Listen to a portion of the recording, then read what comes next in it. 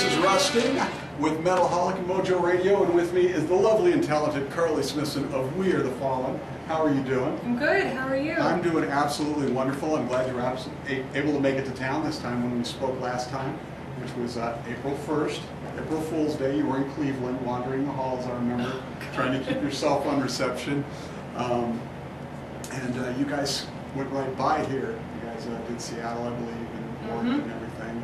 Wanted to make the road trip for that, but I also had a hailstorm here that weekend too. Oh, they're great friends of ours. Exactly. I always see you guys trading tweets and stuff. Yeah, we got to hang out with them in Germany and England. And, that's right, because you guys were all over there for download and everything. Yeah, so we got to meet up. Unfortunately, we played at the exact same time on different stages, so we weren't able to actually watch each other's set. But I think they caught one of our sets. They stayed an extra day in Germany and caught it, so that was cool. Yeah, they're the greatest people you'll ever want. They are. They're lovely, lovely. Yeah, I was just talking. I spoke with Marie Braithman in this moment yesterday, and I've been dying to see them for a long time too, because we just don't get enough stuff coming through here. And I don't live in Phoenix anymore. And tomorrow they're here for Mayhem Festival, but while they're on stage, I'm talking with Monkey from Korn, so I'm still going to miss it.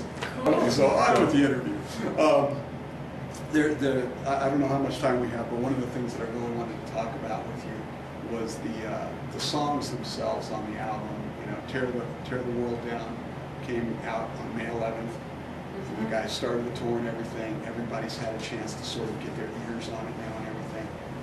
Now, how has the response been? Because when we spoke before, it hadn't come out yet. It's amazing. Watching, what was amazing in the first place was the record wasn't even out, and all these kids were going online and YouTubing, like, by the 5th show that we've ever done, people were, like, YouTubing online previous shows, learning the words, and coming to the show and singing. But, I mean, we played in Seattle the other night, and half the audience knew the lyrics to the songs, and it's so much nicer to perform to that, and it's just a really cool thing to see that people are connecting with the songs, finding memories and moments in their life that are very similar to things that we've been through in our lyrics, and it's very cool because that's the whole point of what we're doing, and it's nice that finally people are coming up and saying this song, and I just went through a breakup and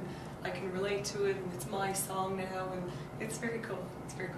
Well, I know everybody's pretty much heard the backstory on Bury Me Alive so far, so let's talk about the other songs. First, I got to ask you about this one because you can't turn on your computer anymore, your TV, without hearing about Twilight, Edward and Bella. One of the songs on the album you wrote sort of with that story in mind. Yeah, I read the books a long time ago, and it was, I wasn't really one of the big movie people, and I never really am. I have seen some of the Twilight movies, but I'm the kind of person that I read books more than, like, I've read Precious, I haven't seen the movie. I go and read books, and it's actually very hard for me usually after that to actually see the movie, because I have all my own ideas about what people look like and scenes and things like that. So you create a world in your own imagination. So yeah, New Moon I had read, and just that I guess everybody's experienced it when someone breaks up with you, or you separate from somewhere, city, whatever. You have this just longing, and it's just never going to happen again. I mean, I experienced the same thing with my husband. We were friends for so long, and I know it's not exactly the same story, but I didn't necessarily know that he liked me, or that he didn't know I liked him. And for years we were in separate countries, and you just feel like you want to be with that person. So it's kind of the whole idea of the song, Don't Leave Me Behind, I'm Good Enough, that kind of thing. But yeah, the books are so magical and inspiring that after I finished them, I was so upset that they were done that I thought I'd continue it on in a song. So. Well, talking about your husband, for you guys, at least musically, it was sort of an opposites attract sort of thing, because you're into all this epic, music that you listen to and write, and he's into very heavy stuff, if I understand. Yes, but we actually have, he's actually influenced me a lot as well with music. He listens to one group that really, a long time ago, it's a group called Vast. And he listens to them all the time, and I actually got very intrigued by their songs really build. They start off at nothing, instrument-wise, and by the end of the song it's just this massive wall of sound. And but he listens to a lot of like the old school kind of punk rock and Madball, Sick of It All, like bands like that. But he is my biggest critic, and he loves this record, and that was really cool because he's never liked anything that I've done before. So well, I read somewhere that he's always listening to Bleeding Through and all these other really bands. And one night he came home, and through his headphones, you heard your stuff. He rides his bike home, and I heard Tear the World Down. I was like, "What the hell are you listening to?" It's like nothing.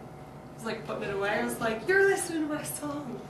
Yeah, he likes it. He really does, and it's a cool thing. And he was there for the experience, and as well, like a lot of these songs are personal feelings, and he knows all of my background and my history and stuff, so he can really understand and relate to the stories behind the songs. Is there one song on the album, Bury Me Alive, of course, that really strikes a chord with you personally, that's sort of the one that hits home for you the most? There is, but I don't feel that I'm ready to totally put it out there. No. And as well as a listener, I don't like to know exactly what the writer was feeling. Right. I say this a lot, I listen to like Social Distortion and stuff. Right. I feel like Mike Ness knows me, because I feel like they're my memories, I like people to be able to connect with a song themselves. I think when you get too personal and put your life out there, it becomes more than music. And for us, this is just about music and expressing kind of our feelings, and kind of hoping that other people can take their own piece from our songs and relate to it in their life. Has there been a song? But there is. At some point, in this record I'm going to find quite out, tender. even if it's off the record. Speaking of which, there was a bonus track on the album. It was sort of an interesting one that you guys chose to do. You guys did a cover of Madonna's. We did, but it's actually not been released yet. We played at our show. Do you? Okay. But it's not been released yet.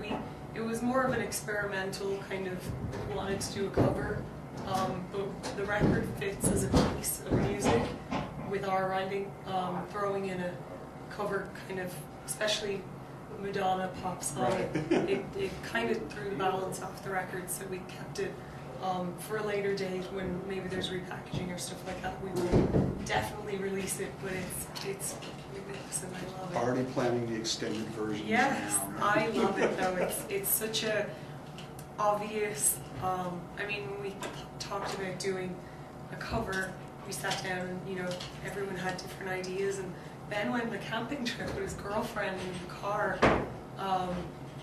Like a prayer came on, and I think I got the first phone call because I'm the biggest Madonna fan ever, and I was all for it. I think the other boys took a minute to warm up to it, but I came into the studio the day when he came back, and he and his brother were sitting there kind of tinkering with the piano and changing it from a major to a minor, and it just became so evil and wonderful, and I don't know, it sounded like this wonderful, Tim Burton-ish The song. darkly disturbed side of Madonna. It was great, yeah. So as soon as we started putting the whole thing together, and it just started building and building, then when the choir came in, it was just all over. It was just like, oh my God, this is something special.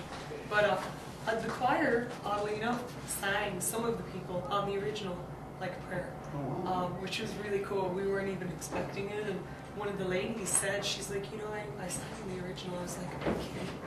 And she sang on True Blue and other things like that, so it was very cool. So as a big You bury me